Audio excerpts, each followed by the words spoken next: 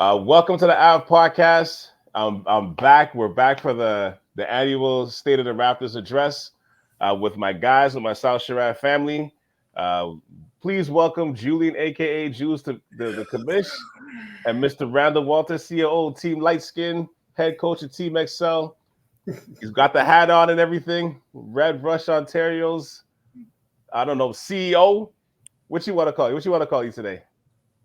El Presidente. El Presidente, all right. We're missing the Cubans. You got to say that with the Cubans. We're missing the Cuban action, man. Yeah, like I said, we're here to do the 8th annual State of the Raptors Address. I mean, this is by far the worst state that the Raptors have been in since we've been doing this pod. But like, this is the 8th one actually, and as it stands with the recording, they're the 4th worst team in the East. They're currently sitting in 12th place with a 23-40 record. With Scottie Barnes, that injury looking like it's going to end this season, and he's a candidate to be shut down at this point. There's no point to pretty much bring him back. And they're in line they're kind of in line to get the 6th, to hold on to that 6th spot, because their draft pick this year is top 6 protected, and they're currently 7th worst in the league right now. But before we discuss the future, we got to pay homage to the old one. You know, so the We the North era has officially been over as of the Pascal Siakam trade, unless you want to count Chris Boucher, you know, as holding on to the era. You guys are shaking your head. No, you don't agree? No. Okay, all right. But it was officially over when Pascal got traded, you know, a few weeks back. So before we begin the show, I want you guys to just sum up the careers of Pascal and OG, and what are your thoughts on both the trades, you know, that took some time before, you know, for it to land, but now that everything's gone, they're both on separate teams. They're both setting up their own careers away from the Raptors. Give us your thoughts on their careers as Raptors. Well, we'll start with Mr. Raptor. Yeah, well, you know, so it's great to see players drafted and excel in their organization, like how Pascal did and OG did. Mm-hmm. They were one of our own. We saw them develop. You know, it's sad to see players like that go, the players that you develop and whatnot, but it was time to go. It was time for a change. I think they will go down in history, like Pascal, for sure, for winning a championship in Toronto and for what he's been able to achieve, like 2-time All-Star, maybe 2-time or 1 time, maybe 1 time. But for what he's been able to do and for where he was drafted at 21 and for what he's been able to do, he overachieved. So, you know, I'm sad to see him go. I thought we could have got more. OG, you know, there's always been debates on who was the core franchise player between the two of them. I'm not saying that they're both core franchise players, but between the two of them, there's always been a debate if it was OG or Pascal. I was more of a Pascal fan than OG. But OG, you know, I'm not taking anything away from OG from his defense and what he can do from the corner and a spot up shooter and whatnot. But I personally felt OG hit his ceiling. Like, I know he's still young, but I felt that it was time now to trade him at his peak hype and whatnot. But I don't know. Other than that, that's really much else to say. I'm sad to see them both go, but it was time and it was due and it was late. Masai waited a little too long for that. Yeah. Oh, we'll get into that after, but yeah, he definitely did. So, who did you miss more when they left, Pascal or DeMar? Oh, DeMar, come on now, stop! Come on, man. Stop. You still want him to come back? I'm still upset. upset. No, I'm not upset because we won the championship. I was about to say how it happened. But no, DeMar for sure. I'm more upset than losing DeMar than Pascal, even though we won a championship. Personally, as a player and fan. But losing Pascal, you know, I don't want him I didn't want him to see him go, but I was. You guys know where I stood. I was okay with re-signing him. And then potentially using that as a trade piece later down, than just losing a player. Right. And we ended up trading him for 3 draft picks, late picks. I'm sure we're going to get into that afterwards. But I was okay with re-signing him. But we will talk about the trade afterwards. I assume we will, right? Yeah, I mean, we could talk about it now, but I'll let Randall say his piece. Well, you know, I don't want to reiterate what Jules said, but I will say this, and kind of piggybacking off of what you started on with the 21st draft pick. I've had my ups and downs with Pascal, but one thing I will say is the evolution of Pascal was nice to watch. Like, I don't think any of us expected him to even be close to an all-star. I thought a good rotational piece initially was good. And listen, when he first came in, he was raw.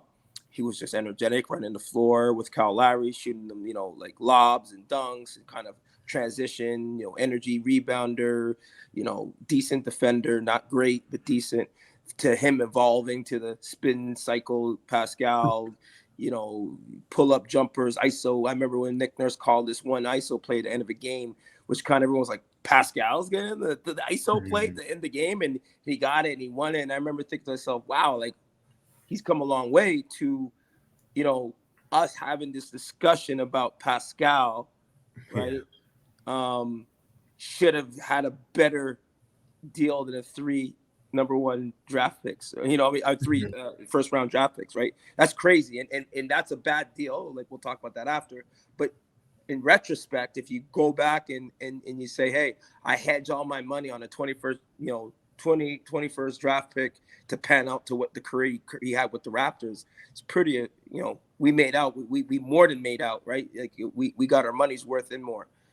That's one. 2 is you can even say the exact same thing with OG. I think we all were ecstatic when we saw that we drafted OG, because we he had great high school player. Could have probably had even better college career, but his college career was ended short with the injury. I think we hedged on a bet, right? We said let's go and see what we can get. He was undervalued, and we all knew that he had the potential, but he was injury prone. And he came to fruition. He carved out a niche in the game that that he may not be a perennial all-star, but he adds something that every single team in the league wants and needs, right? So, and I think that, without him, the Raptors wouldn't be what they were to be the North, right? For a certain stretch. My only reservations with him, and always has been, not anything to do with on the court, is the fact that he just can't stay healthy for a full season, right? So for me, I was always apprehensive that he was one, slip, trip, and fall away from being out like a Ben Simmons, right? Like, just a guy that everyone knew that was good and everyone wanted. And now I look at it and I thought we got an amazing deal for him, right? And put us onto the trajectory for growth. But without those 2, I don't know how far we would have got, even with Kawhi to win a championship. Let's just be real, right? They all played a piece of the pie, and even afterwards, they carried the torch on. They were, 1 game short of maybe going to another finals, right? You never know.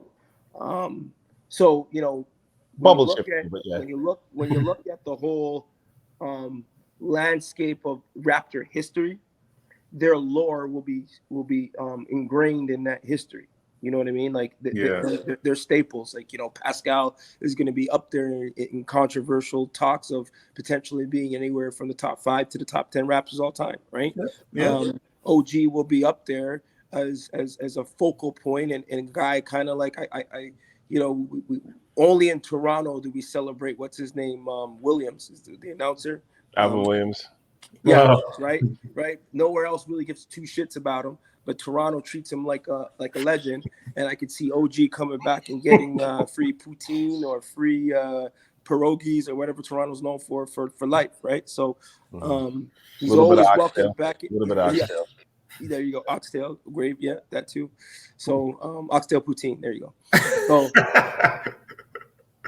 but they can come back in the city, both of them, and get a pass and 100% party on for Caravana on a float. So there's a lot of Raptors like that, and I don't know if we're looping in Chris Boucher, but again, another hometown, Montreal hero that came from nowhere. Like, Slim Duck had a decent career at Oregon, cut short. Nobody really wanted him in the league. Let's be honest. He had a little short stint with the G League with Golden State. We took him in, and he developed. I think there was a point in time that all those guys came in together and they developed together, right? Yeah. It's sad because I wish we still had that farm system of growth and sustainability of finding those gems like Miami, and we were known for that. Kind of fell off the map for now, but hopefully we can get that back because all those guys were in that era of that Fred VanVleet. I remember that team that won that the first wasn't one of the first 905 teams that went to him. Mm-hmm. If you look back and you look at that roster, man, it's a pretty tough 905 team, right? And all those guys were on it, right? So. At least 2 All-Stars from that. Correct, right? And rotational players. Yeah. Right. So I look back and I think to myself, man, if we ever want to look at an era where culture was built, where branding was built, where homegrown growth was built, and a sustainability plan where like 905 came in again, or development. Like, that was the golden years, and who knows if we'll get back there, right? I think we're all optimistic because we've been through it all. I remember when Calvin, you first introduced me to the group, right? Like the local group we have, and you and I would have Raptor banter, and I had my other group, and you were like, man, you got to come in here, and it was just always complaining about it. And then I got to meet Jules, like I knew Jules before, but I got to really get to know him. I'm like, me and him were going through it. Like, he was like, okay, this guy's certified. Like, he feels the pain. Now, he can jump on the bus. When all the other guys were hating, I don't watch the Raptors. He's like, you actually watch the games? You don't watch them. I'm like, I watch every single game. Now, I will say this. I have not watched Raptor games in the last 2 years like I used to. Yeah. I do watch still. Mm-hmm. I just don't have – this is the first kind of era of Raptor within this. We're going to a new era, and I don't have the same. I don't know. You don't have the same love for them. Yeah, I don't have the same love for them. No, I love the Raptors. I love it to the day. That's my team. I ride and die with the Raptors. But I was like a Raptor fanatic, and it's like way back in the day. I don't know if you guys used to watch WWF wrestling. Mm-hmm. Yeah, we all did. You can't, don't lie. Yeah, we all did. Of course we did. And we all did. Junkyard Dog days, man. I could tell you the storylines. I could tell you, but then there comes an era where you're like, I don't like these new characters coming in. I don't like all the guys I like are getting old and retiring and leaving. And then you're kind of like, man, I don't want to watch it. It's not the same. I don't think I'm getting there. But this team is like, I'm not feeling the characters. I like the trades that were made, but I still there's no like I love Scottie Barnes, but I'm like Jules. You do when you talk about DeMar, you got a sparkle in your eye. Right? The left eye, not so much the right eye now, but the left eye's got that sparkle. Right. Yeah. But I'll tell you the truth. Yeah. I when I think about that team, even though they're losing before that Rudy Gay trade, I kind of had that sparkle in my eye with the collective. Like, even everyone hated on Kyle Lowry. I was like, he's kind of growing on me. Mm-hmm. There's not many guys on this roster that are growing on me, man. Like, growing on me to the point that I'm like forcing me to sit down and watching if they lose. That's just my perspective right now. Yeah, it's hard to it's hard to fall in love with the Raptors with a totally new face that they have right now, right? So it's going to take time. So I hear you. Yeah. Yeah, it's funny going to Pascal. I'm not going to miss the Siakam swirl or the spin move at this stage, But I'm fine with letting them go because it's kind of a little bit similar to like when Chris Bosh was at the end of his term with the Raptors and he went to Miami and people were like, why didn't we keep him? We should have kept him, at least try to sign and trade him or whatever. And I'm like, you don't pay Alfred max money. You just don't do that. Like, you can't pay Alfred. You know what I'm saying? Like, you can't pay Alfred $100 million and have him be the face of the franchise, and all we're gonna do is struggle to get out of the first round. I'm like, just a waste of money. Let him go. And I think he went and he did what he was supposed to do in Miami. He was like the secondary or even like the third star at times, and that was his career. I kind of feel like Siakam's the same way. Now, mind you, I'm not gonna repeat everything Julian said because I totally agree with that. The fact that you drafted him late first round. And you got 3 All-Star games, 2 All-NBA teams, and a chip out of them. like that's success. Yeah.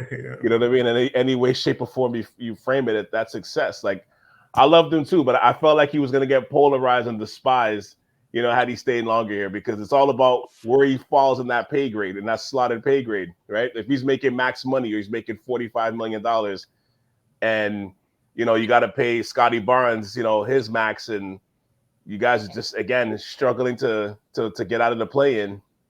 Where's that money going, right? So we knew like it had to come to an end.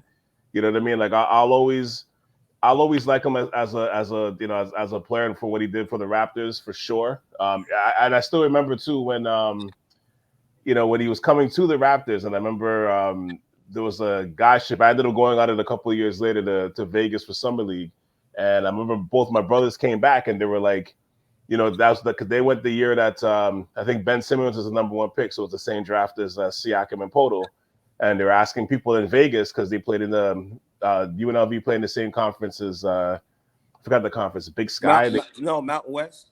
Yeah, they played in the same conference that's where Siakam was going. Yeah. So they're like, yo, how's Siakam? And everybody was like, oh, you guys from Toronto? They're like, oh, you got a good one. Siakam's a good one. And I'm like, oh, okay. You know, they're like, oh, they're like, you got a good one there. Y'all did good. So I was like, okay, well, so we may have something there. And it took a little time, but you know, by that third year, you know, once Nurse got there and he gave him like, you know, some of the control of the car keys, you saw where it went, right? So, and I always said too, it's funny because, you know, when it comes to OG, I remember when he got drafted here, I remember being like, I was excited because remember when he got drafted, he had tore his knee. Right. And everybody was like, who is that? And I'm like, no, we got a good one, because I remember watching him in Indiana and he was solid. So I was thinking he was going to be kind of more Kawhi-like. So when Kawhi got here, I was like, oh man, OG is going to make that leap. I wasn't thinking it was going to be Siakam. You know, we all thought that. You're right.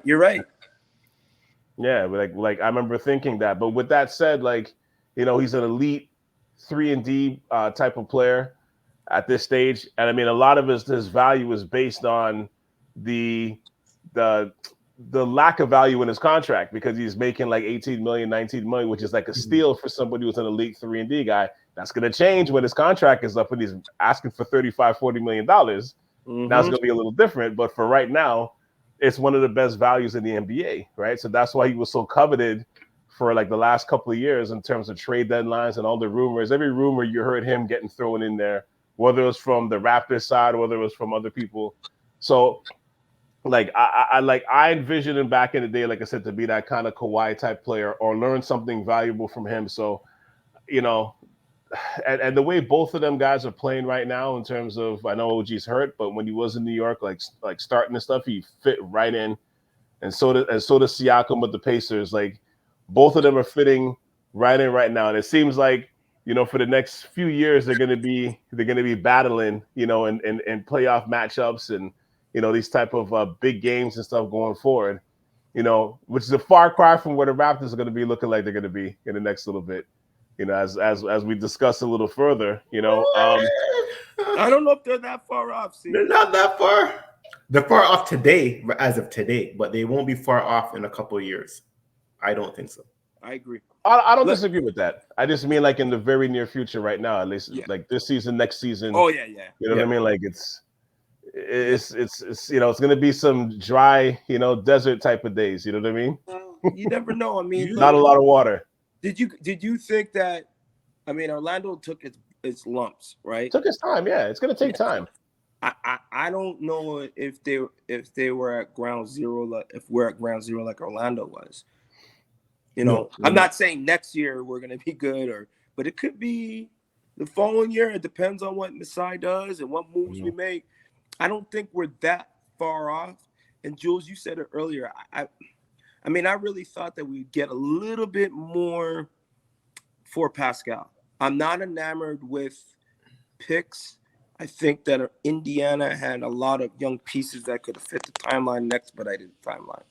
As I've been an NBA fan for years, you kind of tend to see what works out, what doesn't. The trust the process movement is great, but it's painful. And really, what came from fruition out of that process, right? No chip. So for me, I look at it. I think there's a balance in it all. But I always think the proven young talent is better than the unknown, right? Yeah, but so yeah, and you're absolutely right. The issue of us not getting that young talent is because Pascal refused to sign a long-term contract with that team that he gets traded to. He refused to commit. If he had committed to, I think, to the potential maybe trades that Masai had set up, we probably would have got a lot more. Really? But he still refused to commit. He hasn't signed anything in Indiana yet or anything like that. So, but all intended purpose looking like he's probably going to stay. And I mean, right, but that's the risk. It's the risk that Indiana still had to take. Yeah. Right. So I'm saying we could have got more, and that's where Masai misread the whole situation, where he waited too long for trading Pascal. If he had traded him last year, the receiving team would have had 2 years of Pascal, so it might have been a better. We would have gotten a better package for sure. Mm-hmm. So I don't know if Pascal was, again, at the end of the day, I don't know if he was trying to get back at Masai for not resigning or something personal, but that ruined us in terms of getting more value. Yeah, because we got three late picks, right? Three late picks. One of the Pacers picks. One, I think the worst out of Utah, OKC, Houston picks or Clippers. I think we got and then there was another pick going on as well. So it's like, I guess you draft too, right? So yeah, well, for this year, but that's the thing with the Pacers pick, because just in case they kind of back themselves up, because just in case we don't keep that top 6 pick, then at the same time you're going to now get the Pacers pick, which is going to be in the late teens, early 20s, around that area. Which in a draft was potentially not going to be a strong draft. That's actually okay, because you're not paying as much. If the talent is like this and there's no peak of player, then you're paying you're paying that same kind of talent for way less money. Yeah. So it's actually not bad. No, you're right. You're right in that aspect. Yep, you're right. And there's no real surefire franchise player in this draft that I see, right? So at least not yet. Right, because we just don't know, right? 2013, Anthony Bennett was the number 1 pick. 12 picks later, there's some skinny guy from Greece, some African kid from Greece that got drafted by the Bucks. He was supposed to be Jabari Parker's supporting star. You just don't know how things work out, right? Yeah, you just don't know how it works out. That's the beauty of sports. I mean, we're in the end game now. We're in the rebuild mode now. The Raptors are starting over. And with that said, we still have an all-star, quote unquote replacement all-star, but we got an all-star in Scottie Barnes. Oh, God. Although I'm not crazy about how we handled the all-star performance, especially the all-star Saturday, that was crazy. He couldn't handle the ball. He was dribbling out of bounds off his leg. That was wild. Too much partying, I guess. But going forward, though, and CEO Team Lightskin, I'll start with you with this. What do you truly think of Scottie Barnes as a friend? Do you think he's a franchise guy or a cornerstone guy? What do you think of him right now as the face of the franchise and the asset that the team is building around? At this stage now, I think there's two. It's a great question. I think there's 2 proponents to that. Two answers that I can kind of sum up. In my opinion, right? So I think one is this. One is that from a marketability standpoint, right? He is the guy, right? He has a great persona. He has that look. He has that finesse. He has that presence that people is kind of goofy and immature, but people find that charming, especially white people. No offense, white people, but is what it is, right? So I think from the face of this is who we want to push off the court, ticks all the boxes. On the court, he's talented, hella talented. My thing is, you couldn't have said it better. He's a cornerstone, right? I don't know, when you look at guys that are not all guys that are the franchise player pan out for years, right? But from my perspective, I think he's more of a great number 2 than a guy that I would say, hey, let's jump on his back, and he's going to carry us past the finish line when things get tough. I don't see that with Scottie. I'm not saying that he's not a leader. I'm not saying he's a bad player. I'm just saying there's levels to this shit, and he's not at that level, right? I think he can get to a high level. He could be a great player. He's just not that guy. He doesn't have that a la Kobe, a la even LeBron, a la Dwayne Wade, a la Shaq, a la, we can list it on. Even Lillard, yeah. He's not the guy that's like, he just doesn't have it. And could he develop it? I just don't see it in his character. I don't yet, right? And he's young. He could develop. I'm not saying that he can't. I'm just saying that, when I look at him, he is right now the face, and he's sufficient for now. But I think there's something else out there that we will get that will help booster that. Maybe again it's a 1A and a 1B, and everyone thinks really that Scottie is the 1A, but the other guy is really the 1A, right? It's kind of like Vince and T-Mac, right? Or right now, like Anthony Edwards and could have said it better. Same thing, right? I don't think it's a question of he can't be the franchise guy. I just don't know. And again, like from the marketability standpoint, brand him, love him, treat him as Toronto's next guy. But realistically, he's not the guy that's going to help bring the next chip to our city. He's a part of it, but he's not the guy that's like Kawhi that's pushing it past the finish line. He's more like the DeMar, right? Mm-hmm. Sorry, Jules, for that. I'm just waiting. No, it's I can see why you feel that way and why you have that opinion.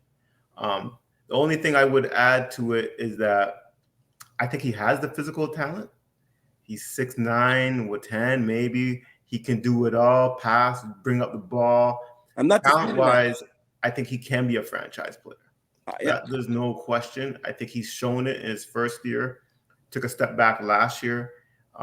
This year he's shown it again by being an all-star and whatnot. And I think he can be.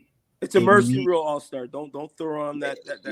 Injury gave them an opening. And the fact that it's kind of like, well, every team should have one, and he's the guy on the team right now that should have it. Let's be honest. Correct, but his stats, he put up some good numbers this year. On the shit team. Across the board. I think he led the team on the team. I know it's just a team, like in every category. Every category. Points, rebounds, assists, steals, blocks. Minutes. But anyhow, the only thing I want to highlight is what could hold him back from being a franchise player is just his maturity, just his level of leadership. I personally feel leaders are a natural born leaders.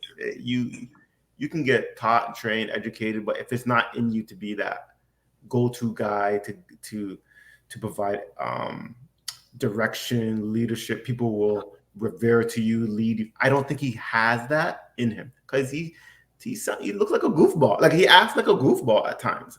Yeah. Right. And I don't like saying this, but like on the internet, they're saying that he has autism and making all these jokes. They're calling him Scottism. He has Scottism.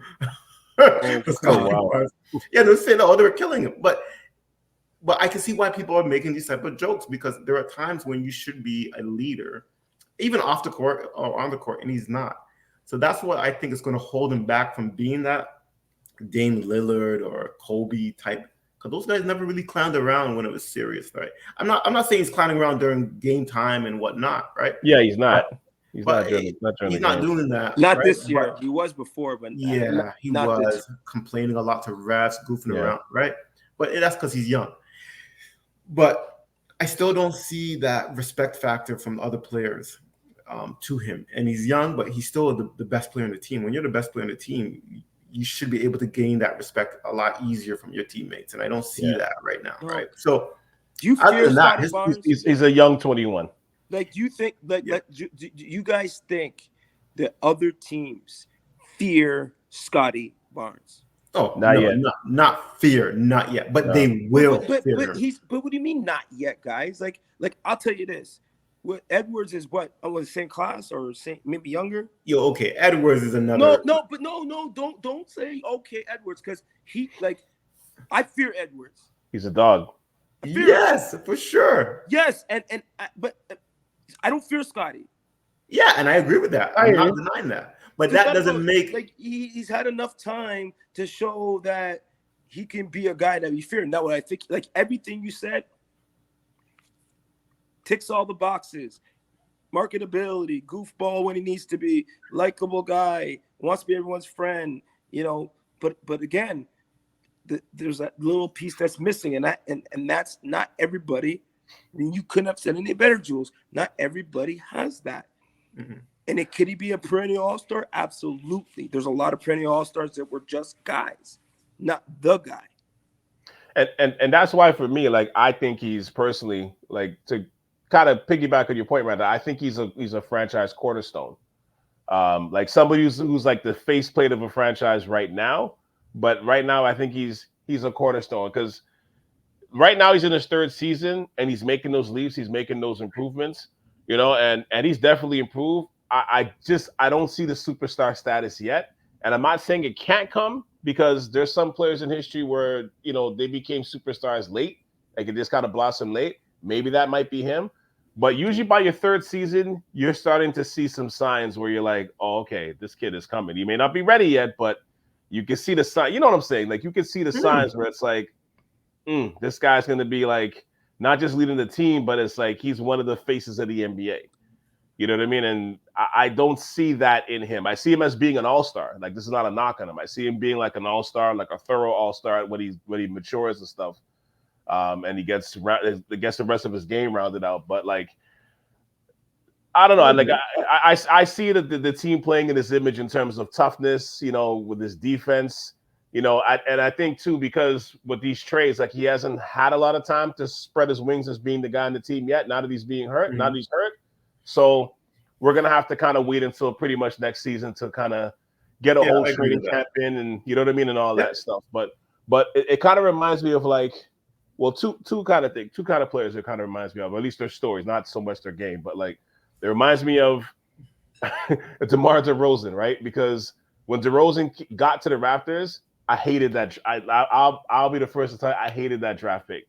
I was the one knocking it the most. And matter of fact, I don't even know if Julie remembers this, but me, Juliet, and rest in peace to Headley, but we used to all be in this 3-man email thread, and we were constantly shitting on DeMar. And I remember this was even before the chat group. Yeah, but he's saying me, as I was too. Yeah, no, I'm not saying you were ripping him. I'm saying that the three of us were in this email thread, and me and Headley were ripping him, and you would be defending him. But I remember the reason why I never went all in and ripping him was because I was he's so young. That's the only thing that kept me saying, you know what, let me not go all in and ripping him, because he's 20, he's 21. Because remember, he came in early. Yeah. Right? He was he came in as a freshman, but he was a young freshman. Yeah. So I remember being when he's 20, 21, I'm you know what, let me just pump the brakes a little, because he's still so young. You just don't know. And then 22, you just saw the leaps. You saw the leaps. And then you're oh, okay, oh wow, this kid is nice, And I ended up changing my ways, even though he never became the superstar. But you saw the work each and every year where you just jump levels and stack success on top of each other, right? And I could Scottie be that person? Sure, you know what I mean. Steve Nash is another guy who didn't become a superstar until he hit the right system. And I mean, his story is way more unique, because that was 8 years in. He went from an all-star to a superstar. And the system and some of the rule changes in the league made him become that too. But, either way, just the same, he was certified, right? But that's a whole other story too. Yeah. Even Shea, you could even argue with that a little bit, because nobody saw Shea being this guy either. And we all love Shea, and we knew he was nice, but we didn't see the leap he made from 2 years ago to last year. You're holy, where the hell did this come from? And then, and now you're seeing this, now this guy could be the MVP of the league. Yeah. You know what I mean? So, but I'm saying by your third year, you started seeing. I was going to say that. Yeah. You're this guy's going to be something. You know what I mean? Yeah. And then he just made that. He just made Shea's that. demeanor is different than his, right? 100%. He's laid back and he's disciplined and determined, and he's got his head on his shoulders. He's like a quiet assassin, right? And he kind of, and even him, you could see even the evolution of his maturity. He's always been like a quiet grinder. Yeah. He's always like from Kentucky, like boom, boom, boom, boom. Like even Doc was like, I can't believe we traded this guy. Remember? He's like, we just lost the gem. Like everybody knew he was that kind of guy, work ethic, getting in there. And I didn't see it coming. So I'm the exact same boat, but you know, that's an anomaly. But at the same time, his demeanor is way. If Scottie has his demeanor, we might be having a different conversation. Because Julian said it, he ticks all the boxes. But from when I look at someone helping to carry us, like. But here's the reason why there's a high chance that Scottie could still carry and be that guy is because of his size. He's 6'9". He's not like 6. He's not a tweener like DeMar. He's not like a shooting guard. He can do it all. He could be like a Giannis, like not to that level, but that type of dominant player in year 5 and 6 when he's 25, 27, 26 years old. So that playing that position in the NBA, 6'9", and just bringing up point forward, defending everybody, the 5, the 4, the 3, shooting threes, assists. Yeah, the shot got a lot better. You can build. That's how you build a franchise around a player like that. Over a shooting guard. Julian, I said he can't. Calvin said it better than I did. He can be a franchise cornerstone. Yeah. But I still think he needs a one. And I don't know, like, again, like, enter now the conversation, Barrett, RJ Barrett. You know, everyone shits on him. Everyone says everyone talks about his deficiencies. I don't see him being the 1A or 1B, but I do see him part of that nucleus of. I agree. Right? I agree. Like, everyone crapped on him, but I think since he's come here, he hasn't done that bad. No, he's done. Has he lived up to the expectations of the, Jordan Maple Leaf? No, but I do think that he is more than a serviceable player to the point that he can be maybe a one-off all-star, right? I think he could be a cornerstone. I think that's who I would say, a cornerstone. Right. And Barnes as a potential cornerstone franchise in that other tier. I know everybody was initially all hyped up in what Calvin said before on IQ, but I mean, I'm jury's out on me with him. I like him. He's great. I'm happy we got him. I just think he's way too erratic, inconsistent. I think he has a lot of growing and maturing to do as a player. But the framework of the three amigos is there. Yeah, I agree. Yeah, I agree with that assessment as well. But it's like you could sketch it. Like at least this is the sketchings that Well, that's that's why I was so with the Pascal. Like Indiana has a few gems that I think are just being held back. And if they're in a different environment, they'll just blossom more. They're going to make mistakes, just like the three guys we got. Like we're talking about we're just talking about potential right now, right? Like you said, Jules, you maybe like 2 years on our annual, observations and talks about our beloved Raptors. You'll be like, I told you he was going to be a guy, and I'd sit there like, you're right, like shoot, he was right. Or he became one, right? So I'm not saying they can't, but I do think that they still need another guy that's going to help.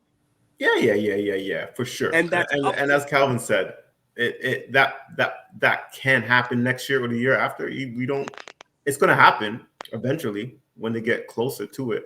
But right now, they don't need that guy right now. You said that they don't need him? No, right now, because they're not ready. No. Like that 1A that you're talking about, or 1B, I'm saying. Right. They don't need that player right now. What I'm saying is that, again, we don't know what's going to happen with this draft. We don't know. We all could say, well, the draft sucks, but we never know. Like, and see, you couldn't have said it again any better with the Giannis analogy, right? It'd be great to get back on the bandwagon, seeing the team, even if they're losing, playing a good brand of basketball. Now, I don't know. Enter the chat now. The coach, and see, my mind's blocking on his name. That's how much I give a crap about him. Now I'm having a brain cramp. No one even is Darko. I just cannot. I can never pronounce his last name. Darko. So I'm not saying Darko's terrible. Rajakovic. Yeah, I didn't even know his last name. But anyway, I have to Google it. I could say, there you go. Are you guys? Do you guys think he's the coach for the future? No, he's not. Okay. And I think he fits right along with the process of the organization, the franchise right now, where they are right now. It makes sense to have a type of coach like that can develop and grow players, and they're not winning it. They're not winning. Right. So he's developing. Well, he's here for the rebuild. I mean, that's what I meant. Like, he's here for the rebuild. Yeah, he's been known for that. Yeah, to grow and develop players in Memphis and whatnot. Right, for sure. And I mean, that's to me, that's why I'm like, if you have to grade him on a curve, like I grade him as incomplete, because like he's hard for the rebuild. It's hard to judge him just based on what's happening, the players that they're trading. Like this is almost like a what do you call it? So it's almost like a what do you call those days, man? When you go to when you go to class, like for the day before you go to college, what do you call it again? I'm blanking out right now. You know what I'm saying? Orientation. It's like this season is like orientation. That's what it's like. I'm sorry, I couldn't just blanking out. It's late, man. We're doing this late. My mind's not working as fast. but that's what it's like. To me, this season is like that for him, right? So I mean, the only thing I give him props on is like the way he did, you know, the now viral rant that he went on for Scottie Barnes after that Lakers game, you know, and everybody was like, "Wow, look at this guy!" But it was almost treated like, "Oh, look at him, he's defending Scottie. He's so cute." You know, like, that's how it came across. You know what I mean? Yeah. But that's to me, it's like I kind of grade him as incomplete. This is not even like he's still in orientation, man. He's still in the classroom looking around at his new students. You know what I'm saying? Like this. And his first year coaching too, right? Yeah, exactly. As a head coach. It's his first year coaching. Like in the NBA. He hasn't even properly walked the halls yet. No. But he's a player's coach, right? Mm-hmm. They love him. Apparently. Love him, apparently. So I mean, when you're losing, everybody's gonna have criticism. I you know, again, like I guess after hearing you guys talk, I'm a little critical as a coach. So I just sit there and I say, well, what I have not been enamored with, like I was expecting, even if they lose, like again, that's why maybe I like Casey so much, because when he first came in, we can never do an annual podcast without mentioning Casey. This is the 8th year in a row. Well, he's been gone from the team. He took his rock. He's still mentioning him. I always liked Casey. I mean, outside of his sometimes his substitutions, which in theory I can relate with. I understand what he was doing and why he did it. And that's the fault of a coach, and I can see the flaws, right? But I saw the change when he first came in, right? I saw the schemes he entered. The nurse, everybody was nurse so great. He's such a mad scientist coach. But the nurse dude that was so different than Casey. Outside of yes, nurse is way better with substitutions, but then he became terrible at them because he just became like what's his name over in New York, Thibodeau. He just ran guys to the ground. It was like, well, I don't got the players. Well, shoot, anyone could do that, right? Anyway, that's my rant on nurses. But Casey ain't even coaching no more, man. He couldn't stay in Detroit. They got rid of him. He's in Detroit, like you know, like but that's just doing community work and stuff. That was never Casey's fault. That was Detroit terrible management and terrible, you know, giving him the wrong set of players, and he couldn't have coached that freaking team. That team was at times not even better than who was the top team, Gonzaga. You know, like.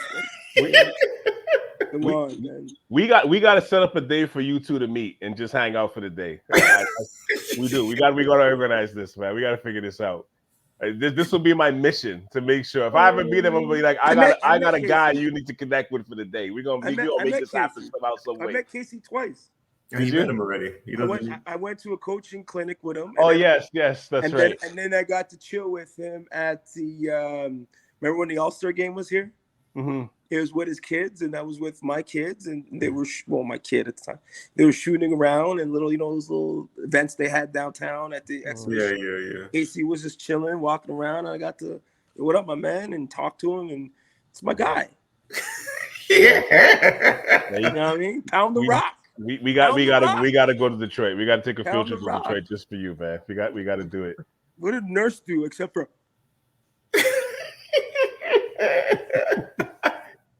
He got one of these, Randall. He got one of these. Yeah.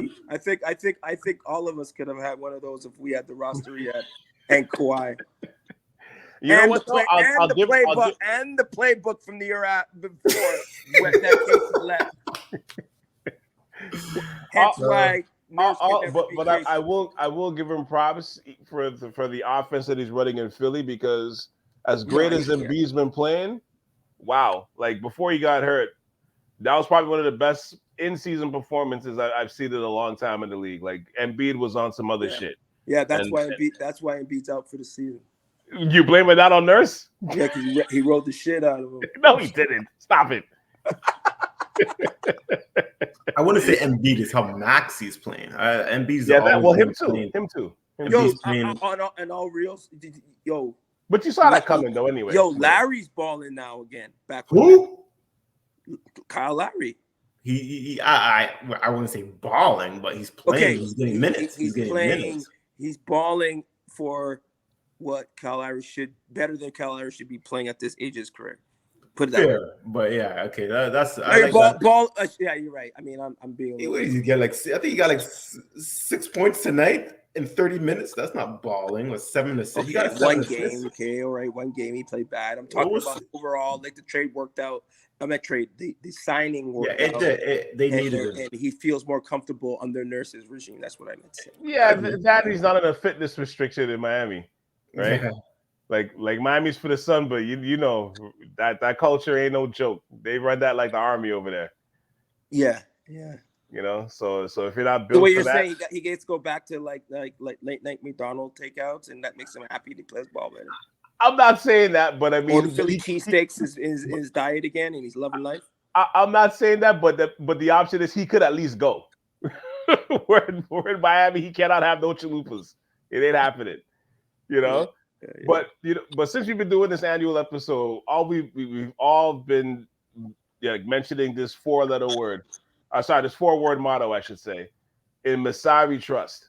Right now that we're here and we're in this position now, can we still utter that motto with pride, especially based on the last 2 years of transactions and moves? No, I would say no, and this is coming from a Masai fanboy. From day one since he got here. And I'm saying no. Me saying no, with that being said, it does not mean you can clear and wipe out all of his accomplishments before. And this is where I get into the fights and arguments with AP and other people. They just want to wipe out everything that he's done and start from today where he's not been that guy as he once was. The reason why I say no is because he stuck too long with the core guys, right? Like the Pascal, OG, Fred, right? He stuck too long, and he felt that we could still make it, push for a chip with those three. And I see where he's coming from, right? Yeah. I see they were talented enough to make it further than what they actually did. So I see, and I understand he brought the core together. He drafted these guys. And I understand from other perspectives, you can't fall in love with the players you draft, and which he did. Yeah. And it blurred his vision. It's like those love goggles when you're first in love with a chick or whatever. You're just not even seeing it's all like delusion and feelings you're going through. And I think that's what Masai got caught up in. Okay, personally. So I think he's getting rid of that first 2-year honeymoon stage with that chick, and I think he's back to normal. And I think from after these trades, I think he's going to be back to the Masai that we know and building and building and trusting the process from like as he first got to the organization. I think he's going to be back to that guy. But until then, it's no. And I think going forward, it will be a yes for me personally. I have trust in him because of his past practice and history. 100%. Like I hate that we always like we have that recency bias with as being fans where it's like whatever shit thing that happens today, it's like we're gonna judge you from that point and not like the other 8 to 10, 12 years of success that you did, right? Like I hate that too. It's and I always argue with people with that too. It's like, okay, like can you give him a bly? Like again, we were all on Young Street. Can we give him a bly? You know what I mean? That wasn't that long ago. Like, and that's the thing. Like for the ones that like that tuned them on or like turned on them, I should say. You know, they use that Fred VanVleet situation as the guiding light, right? Yeah. Because of letting him go was bad, and you know, like holding on to the rest of the core too long. It's like, to your analogy, it's like a relationship. It's like he held on to that relationship too long. It's like he was trying to stay for the kids, but even the kids are like, can you guys split up? You know, like you know, it's one of those things. Like, and you can see he was really attached because that emotional pressure that he had when Pascal got traded, you could see, and I get it in a way too, but it's like, as an executive that's been in the business as long as he's been, it was surprising to see him fall into that. Yeah, you know what I mean? Like it was surprising, especially for a team that like won just one chip. It'd be one thing if it was like the Raptors won like 3-4, they're part of a dynasty. Like if Bob Myers was like that and crying and falling, you'd be like, okay, I get that. We all won 4 chips in 8 years. The core's been together this long. I understand that you're going to be that way, but he was the hot chick. The Raptors were the hot chick, and that's why Masai fell in love. Because the hot chick meaning like he brought him Pirtle. Like I'm just saying on paper. I'm not saying I agree with Masai, but on paper, yeah, Fred, OG, Pascal, and Pirtle. I'm not saying Pirtle's is, you know, an all-star player, but I'm saying on paper, that's 4 core that can beat any other, not beat every team in the East, but they could potentially beat the 10 out of 12 teams, not maybe not Boston and Milwaukee, but you know what I'm saying? Like that's a great team. I can see why with Barnes. No, they couldn't beat the Bucks. I don't think so. No, with Barnes. Oh, with Barnes. I forgot about Barnes. And with Barnes. Barnes. They could. Like on paper, I think they could. So I'm trying to make that analogy again. The girl was hot. Banging. And everybody was saying, like, she's cheating on you. She's not good enough for you. You can't see it. I want it. I look at her. I'm going to give her a chance. And that's what I think it happened. Right? Because on paper, it was a good team. So that's why I don't knock him so much. And I can see why he wanted to stick with the girl because she's hot, but it ended up burning him in the end, right? And the guys could have listened to the boys that told him to let her go. Or it's that analogy where it's like, you know, he was with the chick that, you know, that was like a 6 or 7, and then she grew to a 9. yeah. You know, and now you really don't want to, you know, you really want to. Yeah, you know what I'm saying? Lost that weight, got that good money coming in. But she's cheating on you, and she's not good for you in other ways. And your boys are trying to tell you, and that's what happened. I think he really fell in love with a team like that, and I can see why. But in the end, in hindsight, it was the wrong move, and he waited too long. He should have broke up with the players earlier. At least from a year ago. Yeah, right. So, yeah, I still believe in him, and I think he's back to being Masai going forward. And I think I like some of the trades, right, with what the situation that he was in with Pascal not committing to other teams. And I do, like Randall said, I do like what we got for OG. I do. Because I don't think OG is that, like, he's another guy, like, if we're going to debate cornerstone or franchise player, he's not no franchise player. No. Right? No, not at all. And for RJ and Quickley, is that what we got? RJ Quickley, that's it, right? Yeah, I believe so. I think was that it. But anyhow, that's I'll look more it than enough. I'll look it up. Yeah. Was it? I don't think there was no picks. I can't remember the exact pick. No, was it a second round? Maybe. I don't know. Was it 2 second rounds? I think we got a second round with that, didn't we? I think we did get a second. I'm gonna officially look it up. Keep going though. But anyhow, and don't get me wrong, I like OG 3 and D, but the money that OG was looking for and what he should be getting, I'd rather Quickley and RJ. Yeah, and it was a second round pick. You're right. Yeah, and a second round pick, right? That's a pretty good That's a pretty good move. Because Great. That's what you're not what people aren't realizing is you got to pay OG like $35 to $40 million. Yeah. You know, you already have RJ on a reasonable contract. He's making 30 mil, but he's on a reasonable contract for at least a few years, and you can still match whatever you get for IQ, right? Yep. And they're young. And they're young too. Yeah, right? and they're young. So it's not like and they fit with the direction you're going now. So, yeah. so it definitely does work. So I trust Masai. That trade. I trust him. I trust Masai. He's back. Mm-hmm. Well, we the jury's out if he's back, but I think that I'm with you, Julian. I'm not gonna argue on that point. That I think he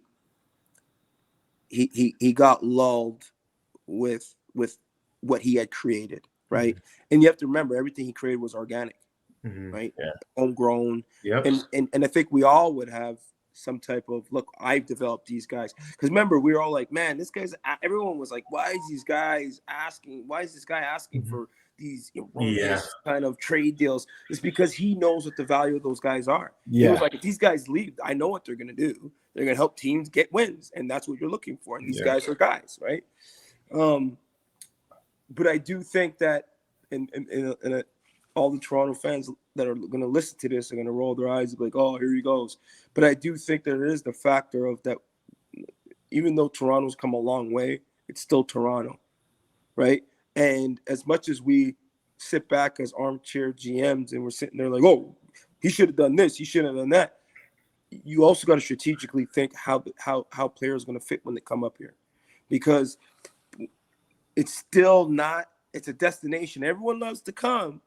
Top 3 city on everyone's list to visit, but it's not the top 3 city for the play-in, mm-hmm. right? And it is what it is. People could say taxes. I just think it's still the enigma. And I don't even know if it's even the taxes as much. Well, I'm just saying what people, mm-hmm. I think the excuses people say, right? But at the end of the day, it's not easy to get free agents to come here. It's not easy when you trade someone that they're satisfied with being here and staying long-term, i.e. Kawhi, probably loved it for the 1 year he was here, but he was out quick, right? So the whole thing about it is he was trying to say, look, man, am I going to train for the unknown or I'm going to keep what I have here and hold it together? Mm-hmm. I think at a certain point, and Julian, you kind of quasi touched on it, is you got to take the chance. You got to take the gamble. You got to do your due diligence and see what fits. And I still think he could have done that because I think there's so much more international talent out here that's willing to come up that he didn't jump on it at the right according time and make the right move. He could have put the net out and said, look, he could even have probably requested players that he felt would have fit. Like, hey, I think this player is reasonable enough to fit with Pascal. I'm just throwing names. I'm not saying this would happen or not, but like, I know I don't like him, but let's say a guy like at one point I know was interested to come here like Porzingis, right? You say, hey man, is Porzingis better than Pascal Siakam? No. Right. But if you get Porzingis and another piece, is that worth it better than what we got back for him? I'm not saying that if it's the timeline, forget all that. I'm just saying hypothetically. Yeah. Or you can even go the other direction. Okay, we don't want a Porzingis that's established, kind of reasonable, good player, right? What about our known player, brand name? What about like Ben Mathurin and bringing Nembar back in the package with Buddy Hill? That's better than what we got. Mm-hmm. Yeah, I would agree to that too. But they weren't giving that up. They weren't. I don't know. Yeah. Man, no, I know they weren't doing. They weren't. I'm sure he wanted all that, but yeah. Well, all I'm trying to say is that if we don't look at it in the lens of what he traded for now. Look in the lens if we could have traded him when he had at least another year in his contract, when we're all like, maybe it's the time to flip him for something, right? Yeah. And I'm not saying that was the deal to make. I'm saying that, you were spot on with saying that Masai was so enamored. I mean, the other thing too, I don't think people realize how much input and say players have with Masai. DeRozan, when you sit back and you watch, I know Jules, you watched it, right? When he was talking about the breakup and he was like, look, I talk to Masai almost every day. That's my guy. And then I'll send him away. He's like, don't worry about it. And then he calls me sheepishly later, telling me he got traded.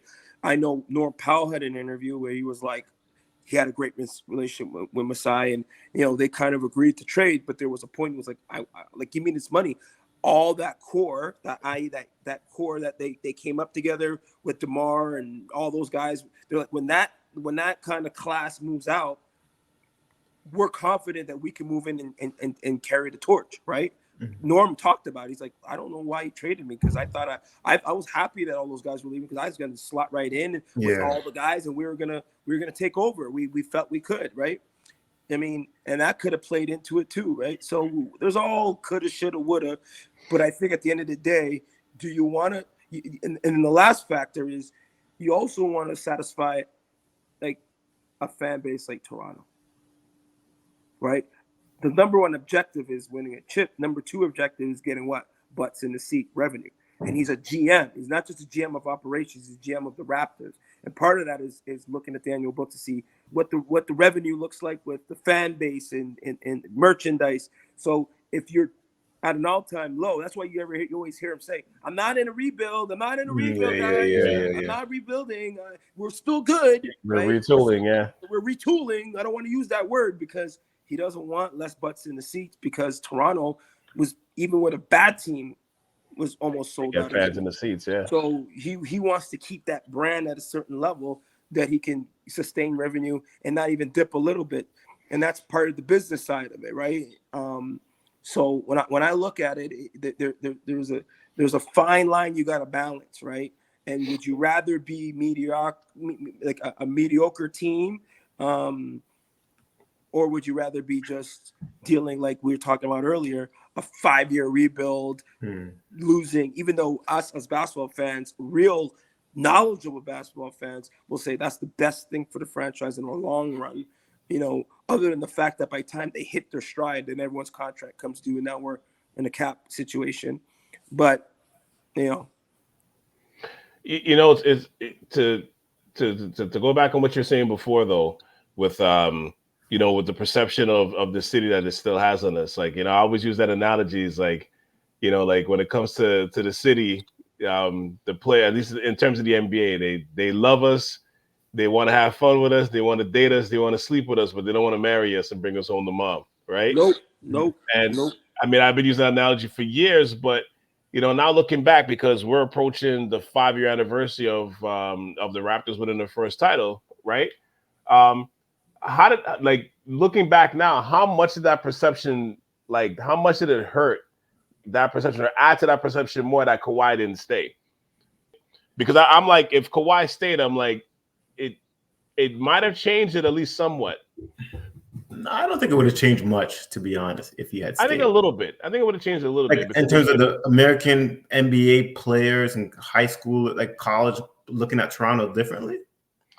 I'm that saying American culture is too deep. That American culture is way too deep. For sure, but I'm saying if Kawhi won the chip, like, I mean, if he won the chip, he won the chip. He came back, and then if he came back, if he stayed in the state, they went back to back. Because I mean, if he would have stayed, I think they would have went back to back. If they did that.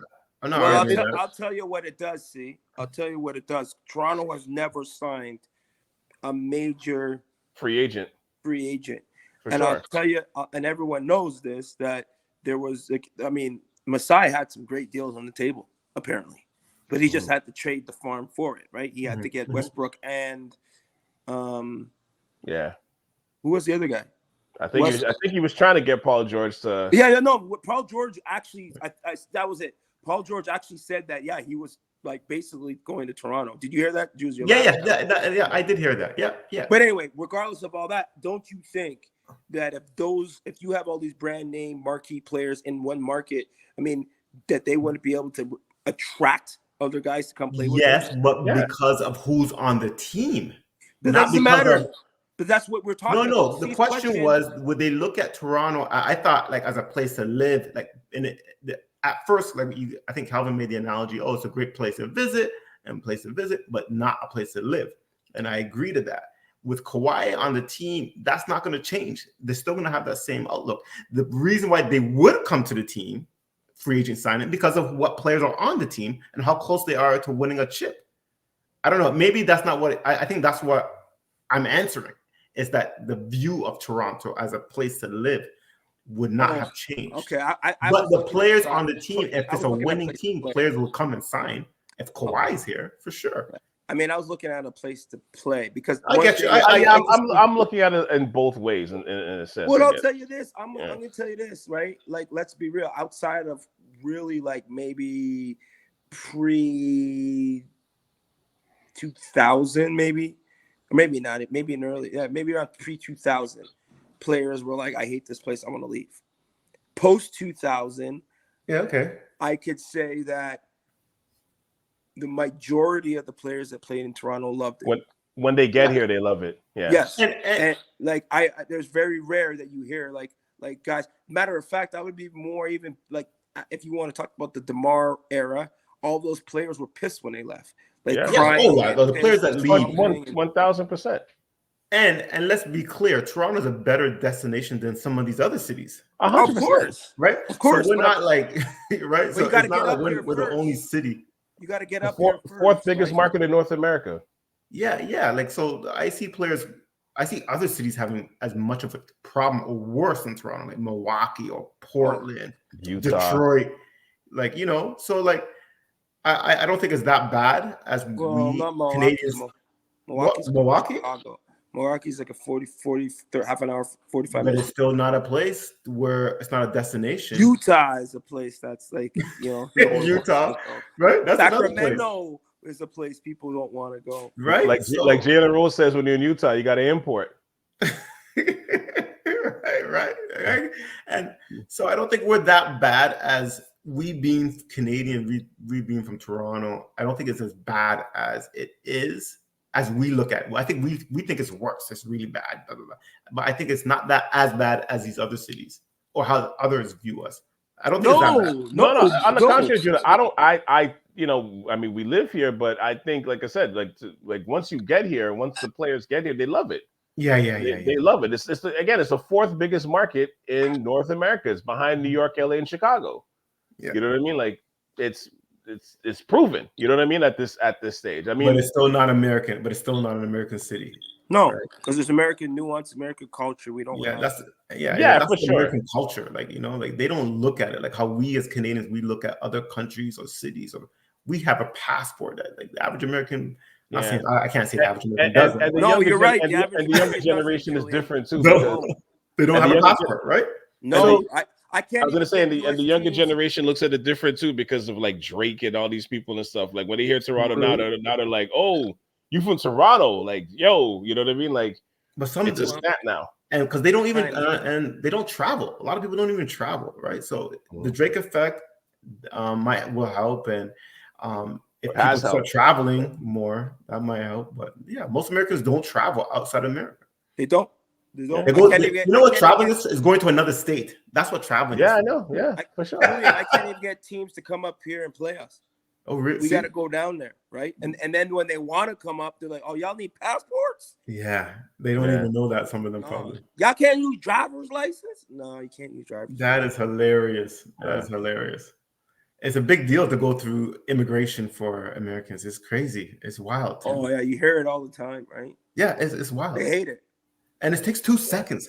Have you guys got to see how they do it for athletes? Because Joel played. So I went on, I was able to go on a 3-game road trip with the players, and they have their own area.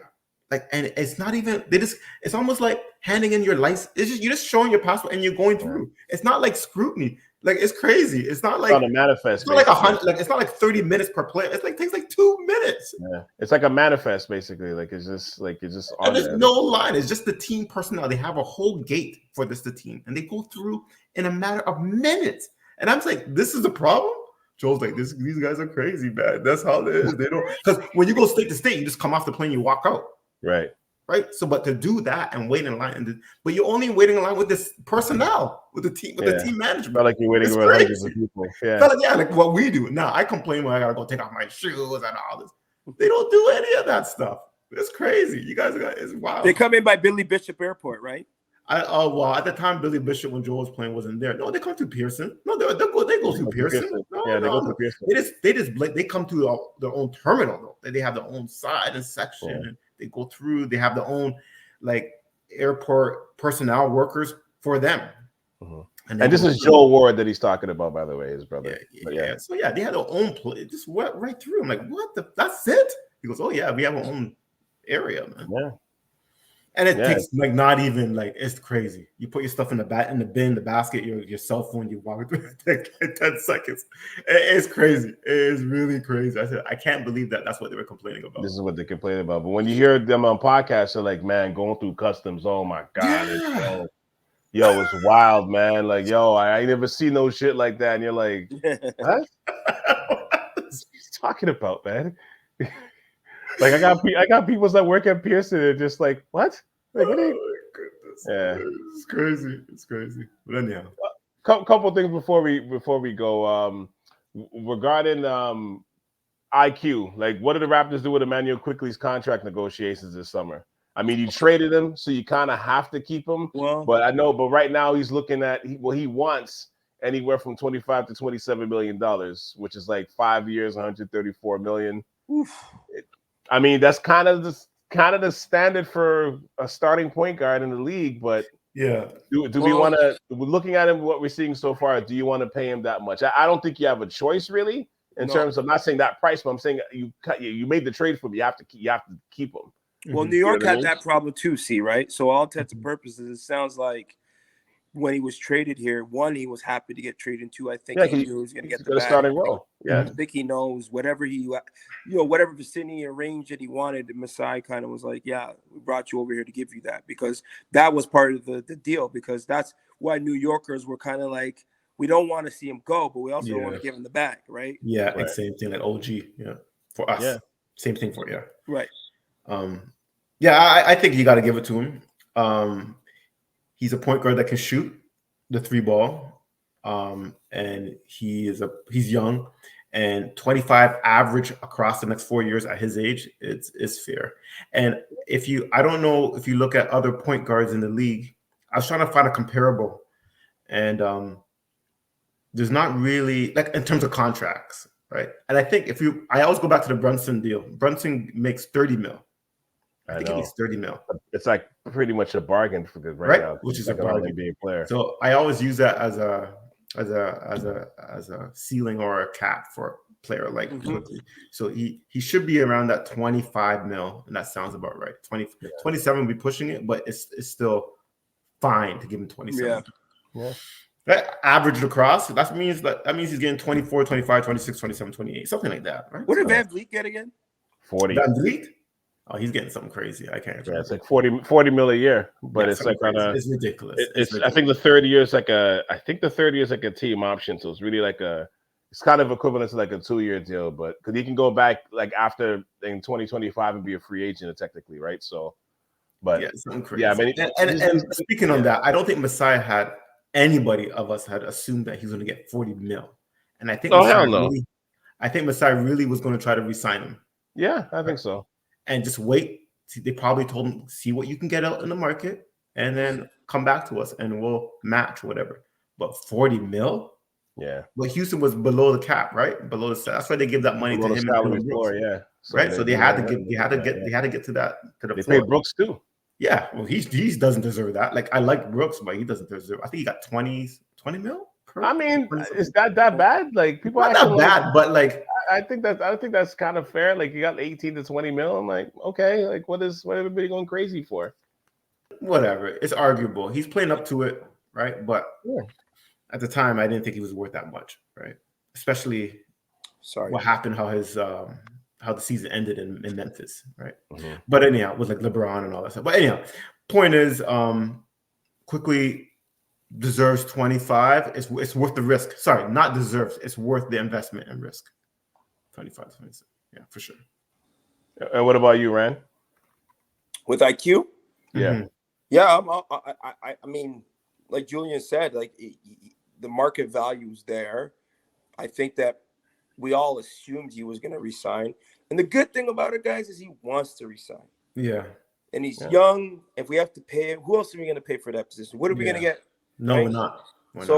I'm okay with it. I have no issues with it. I mean, as long as we're not going to sign him above, see, I think you're right. I'm more in that 22 range. Ideally. Yeah. Go for it. For sure. And I mean, and the Raptors in a position to I guess like to basically match any contract you get from him. So they're kind of in the winner's position when it comes to him anyway. And that's why it was a good trade, right? Yeah. He can't walk away on us, right? So that's what. And really and truly, what other teams right now is desperate for a starting point guard that's young right now? It's not too much teams, right? No, not saying there isn't anybody out there, but there's not too much teams that is like, Utah? yo, we need Utah. They got Keontae George. I mean, point guard, Sexton, I guess, George. Sexton, but a lot of these teams are running 2 point guards, man. Like I know, systems, right? So so like it works out. Like it works out to their benefit. So I guess to wrap up here, where do you guys see the Raptors in the next 2 to 3 years? Or where do you want to see them fare in the next 2 to 3 years? Realistically, for me, like to be that play-in team, like in that area. That's what I think.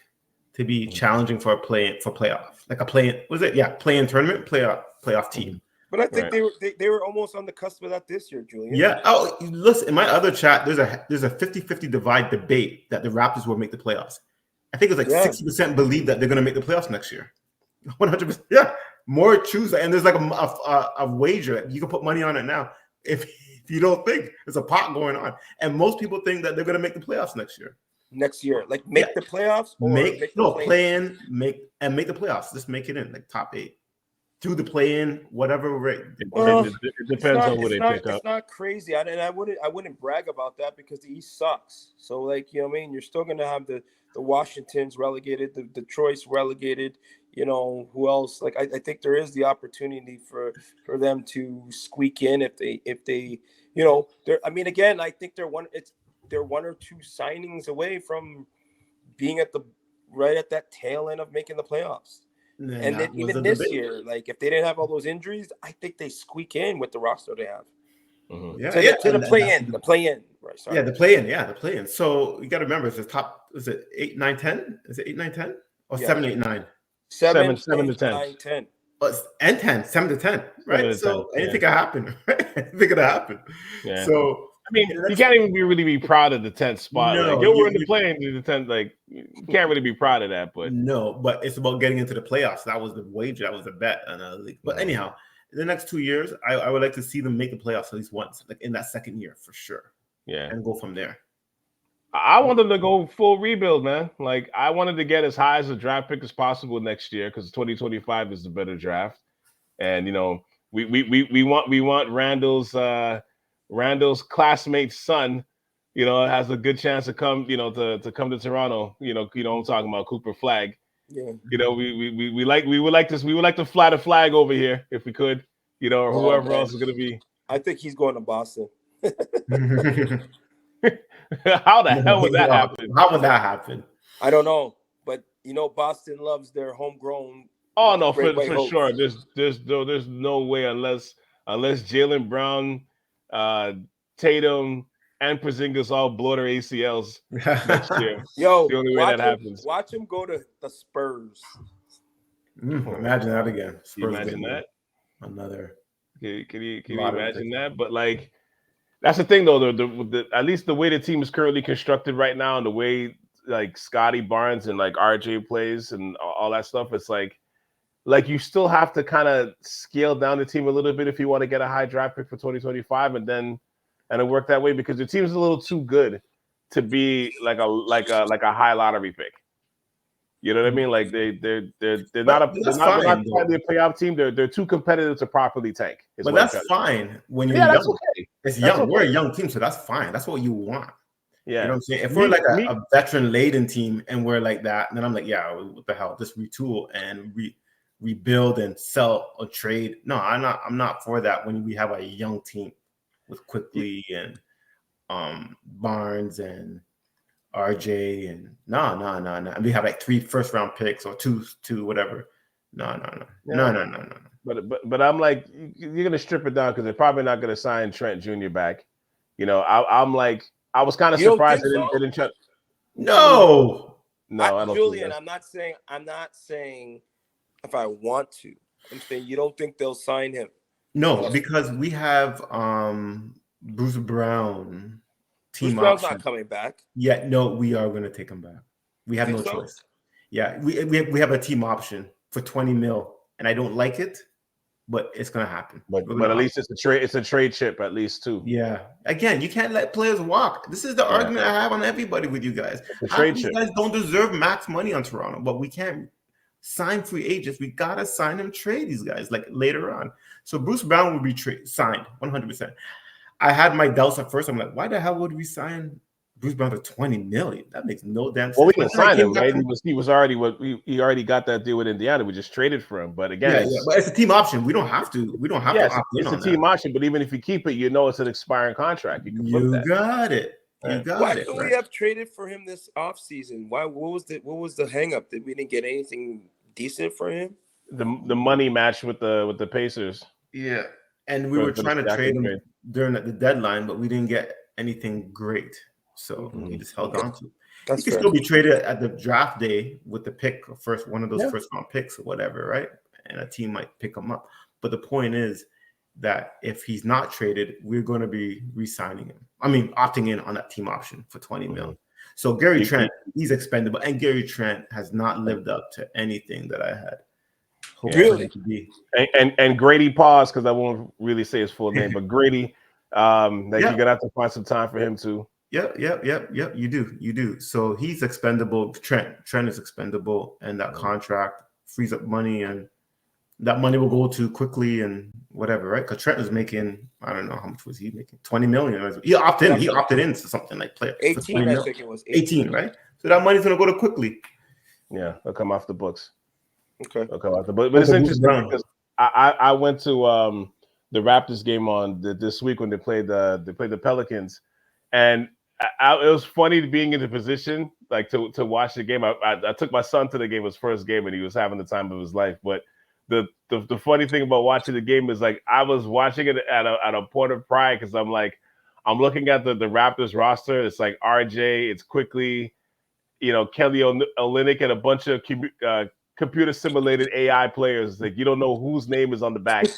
Everybody shoots. You're like, who the hell is that? Like I had to look at the scoreboard. Like who Porter? Not Otto? Who the hell is that? Yeah. Like that's how you're watching the game. But you're like, but I was like, this is where we should be right now. I'm like, this is where the Raptors should be. This year, I'm okay with it because I'm like, we had to get back to the bottom. Like you don't get back to the chip being in a mediocre position. Like the worst place to be is in the middle, right? As they always say, right? Like if you're gonna start over.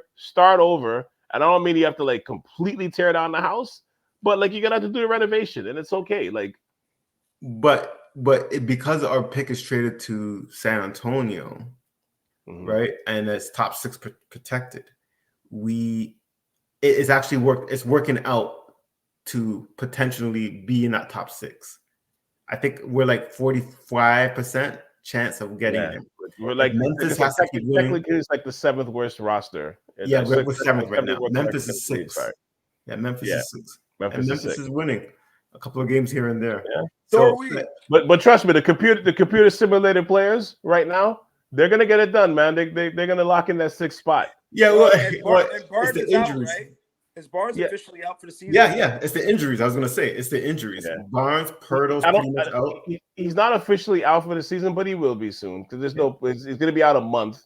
Like he has the same injury that Westbrook has, but Westbrook is gonna be in a playoff run, so he's coming back in April.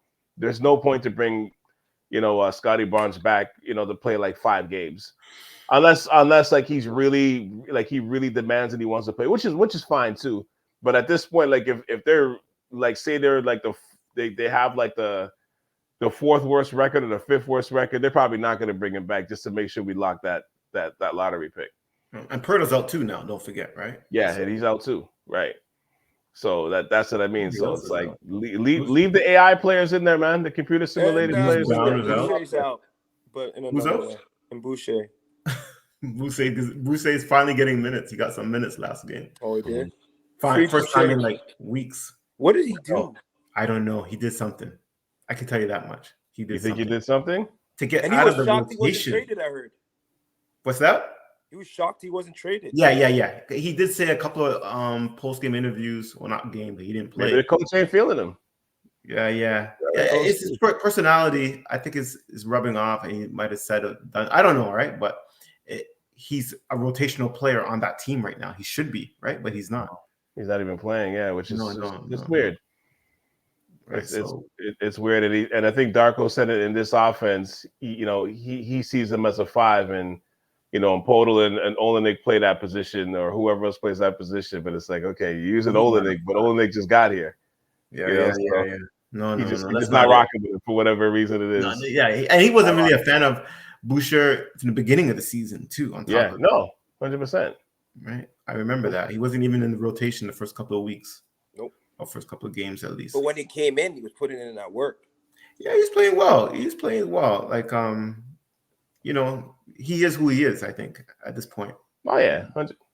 Right. At this stage, and like I said again, man, the era had to end. You know what I mean? And the end took longer than it was supposed to. But we're finally here. Like I said on Tuesday, I was like this, man. I was like, all right, go Jamal, whatever your name is, hyphenated name. I think that was the worst franchise defeat they said ever in Toronto. It was at 40-something points, right? Yeah, the worst ever. So save that ticket, Cal. Save that ticket, Calvin. That might be worth something. It was on Ticketmaster. You can't save it no more, man. This ain't old school, man. I couldn't print it out. That's true. That's right. Save that to barcode scan. I couldn't even hold the ticket to get my son the medium fries from McDonald's. Oh, I was trying to scan the thing. I'm like, he wanted them fries. I'm like, yo, we gotta take it to Wendy's, man. I can't even find this thing anymore. It's gone. It moves. Yeah, it goes off your thing quick. I'm like, damn. Really? Okay. Well, anyhow, it was the worst franchise defeat. 47 points. Yeah, it's man. Fun. It's all good. Yeah. We'll take it, man. Like I said, you gotta, I'd rather this and then you build back up. And I don't think the build is going to be like, it's not going to take years because you have some core pieces here. You're not starting, completely over from the bottom. You're not like tearing down the house, but you're doing some renovations. Yeah. You're doing some renovations. The kitchens, the covers got to be done. The flooring's got to be done. You're going to be living in the basement for a while, but it's okay. We're going to get back to the living room afterwards. So it's okay. Like, this is what you got to do. Yeah. No, I agree. I hope we get that pick, that top 6 pick. So I hope so too. You just never know who's going to pan out. I like that. Before we go, I like that. I know we don't need another point guard, but I like that Shepherd kid, Jeff Shepherd's kid from Kentucky. I don't know if you guys have been following Kentucky, man. He's a pretty nice guard, man. He is good. Yeah, I was following a little bit. Yo, what about what's his name? Was it Marquise Powell or whatever? Little mighty. Yeah, he got waived, right? From the team. Yeah, he got waived. Come on. I was hoping that we like a little comic relief, The day he said, a little gesture, The day he said he's going to be the greatest Raptor ever, and then I think it was the next game he did that step back air ball shot. Steph Curry, yeah. It was an air ball, and he walked. Yeah, Steph. He turned around. Oh, he did he turned around and yeah. I said that this write this guy off. I tuned him out after that. Yeah, I tuned him out after that. So he took the shot and turned around, right? Like it was. Yeah. But he did the day before, he says he's gonna be the greatest Raptor ever, or something like that. But I think he played pretty well in the 905. But yeah, he's not NBA. He's not even on the 905 anymore, right? No, they cut him. No, they cut him. I'm like, damn. Yeah, I think he was hurt though, and they needed a room space to sign another player, right? So he was hurt. I think or something like that. I don't know, something like that. I wish him the best because that kid in college, man, he kick a pass, man. Holy crap! But he was playing decent for the 905. I thought he was playing decent for the 905. I think he might have been an all-star too for the 905. Oh wow! Yes. I think so. I believe so, but he couldn't go because he was hurt, hamstring. Wow. Well, maybe they'll re-sign him next year. Yeah. We'll see what happens. All right, fellas, let's wrap this one up, man. Thank you for coming back on the Ave Podcast as always, and thank you for doing the now 8th annual State of the Raptors Address. It's crazy. 8, eh? Okay. Yeah, this is officially the 8th one. Oh, wow. Okay, that's long. That's a long time for that's like pre-championship run Yeah. And now, so yeah, when we started, it was we were still talking about the DeRozan and Damari Carroll and all of them guys, and You got to bring that one back. See. yeah, I gotta hear that. Shoot. Oh, I'm gonna tag it. I'm gonna tag it so you can go back and listen to that, man. There's quite funny, man. We had the what was it called? The dime etiquette, the dime theory from the first one. I don't know if you remember that, but that was yeah, it was a dime. Oh, the girl, okay. Yeah, it was. I think the first one was hilarious because I think Headley was on that first one, and yeah, it was quite comical. It was quite comical, man.